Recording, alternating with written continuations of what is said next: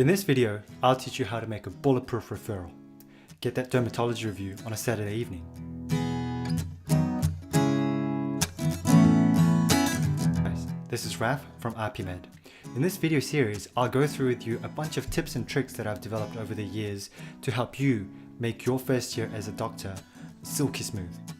If you haven't done so already, subscribe so you don't miss out on any of my top tips. With all that said, let's get cracking.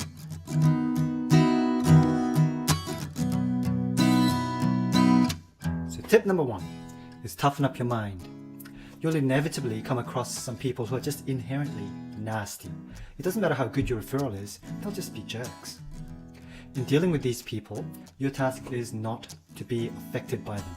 Despite your strongest desires, don't get emotionally worked up. It'll only ruin the rest of your day. And these people just don't deserve to have such power over you. When you encounter these people, just take a deep breath and remain calm. If they still behave in such an unprofessional, unpleasant way, just escalate to your senior colleague, be it your senior resident or your registrar. Just because you're junior doesn't mean that you're not entitled to a pleasant, professional working environment. So remember that.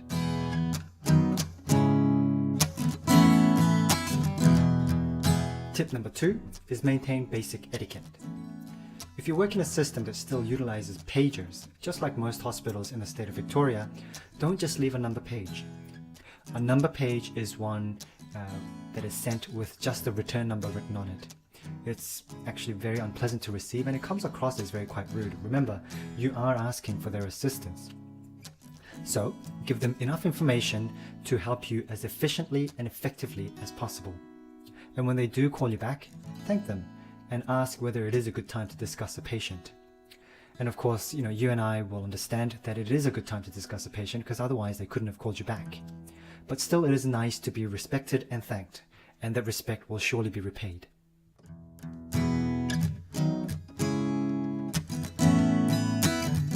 Now, tip number 3 is clarify your request and the urgency. As a person receiving the referral, it is so much more difficult when you can't work out what the actual question is. A common trouble for interns is that the registrar might say, "Oh, this patient has raised such and such, get a surgical review." And you feel duty-bound to pick up the phone right away without really thinking, and only to hear the surgical registrar say, "So what do you actually want me to do? What's your question?" If you can't work out exactly what the question is, then you ask your registrar. It is, after all, their job to make the questions clear.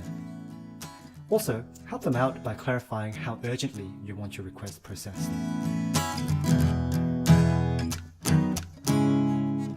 Tip number 4 is slightly dirty. Don't identify yourself as the intern. Now, you've heard of the ISBA system, and the first thing that it starts off with is identification. Sure, you may identify yourself as an intern, but it is actually sufficient to identify yourself as being from a specific unit, for example, Surgical 1 or the Respiratory Unit. Unfortunately, there are some people who just give interns a hard time for seemingly no very good reason, and a request from interns is sometimes met with undue amount of resistance. It's not always, and it's quite rare that this happens, but it can happen. It can make your life quite stressful. So, for example, instead of saying, "Hi, thank you for calling back, my name is Raf, I'm one of the cardiology interns," I would actually lead with, "Hi, thank you for calling back, my name is Raf calling from cardiology. Do you have a moment to discuss a patient?" Now, by using this method, you may find that your referral process becomes much more smooth.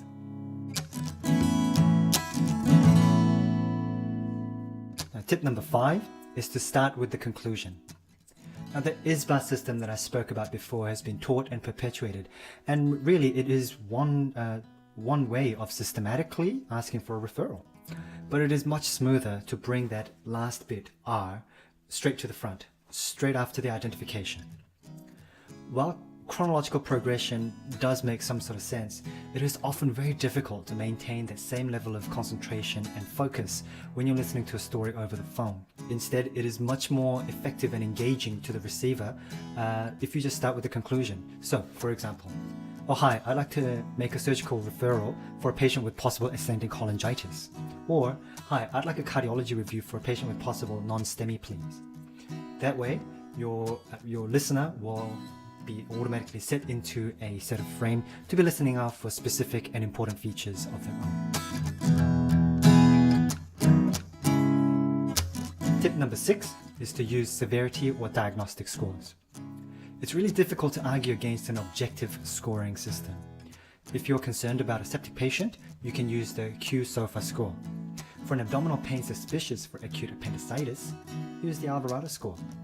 These scoring systems will not only justify the level of your concern, but also it is effective in communicating the clinical urgency. And also, as an added bonus, the receiver of such referrals will be thankful that you have actually gone through the thinking process before calling.